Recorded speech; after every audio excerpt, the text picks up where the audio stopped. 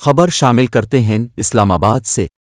وزیر اعظم کی معاون خصوصی برائے امور نوجوانان شذا فاطمہ خواجہ نے کہا ہے کہ گھریلو ملازمہ بچی کے ساتھ جو کچھ ہوا وہ ناقابل برداشت ہے، بچی پر تشدد کے واقعہ میں انصاف ہوتا ہوا نظر آئے گا۔ وزیر اعظم کی معاون شذا فاطمہ خواجہ نے جنرل ہسپتال میں گھریلو تشدد کا شکار بچی رضوانہ کی عیادت کی اور سہولیات بارے استفسار کیا۔ بچی کی عیادت کے بعد میڈیا سے گفتگو کرتے ہوئے معاون خصوصی شذا فاطمہ نے کہا کہ ابھی ہم نے بچی سے بھی ملاقات کی ہے، بچی کی حالت اب بھی بہتر نہیں ہے، یہاں بچی کا اچھا خیال رکھا جا رہا ہے اور جو بورڈ بنا ہوا ہے وہ مسلسل جائزہ لے رہا ہے، طبی امداد کی حد تک حالات ٹھیک جا رہے ہیں۔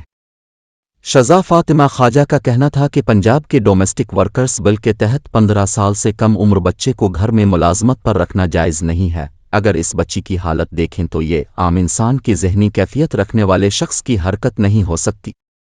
انہوں نے مزید کہا کہ FIR میں جو دفعات لگائی گئی ہیں اس کو بہتر کرنے کی ضرورت ہے، بچی کے والدین کے بھی اس پر تحفظات ہیں، ہماری پوری کوشش ہوگی کہ وہ تحفظات کو دور کریں اور FIR کو بہتر کریں، حکومت جہاں تک کھڑی ہو سکتی ہے ان کے ساتھ کھڑے ہیں۔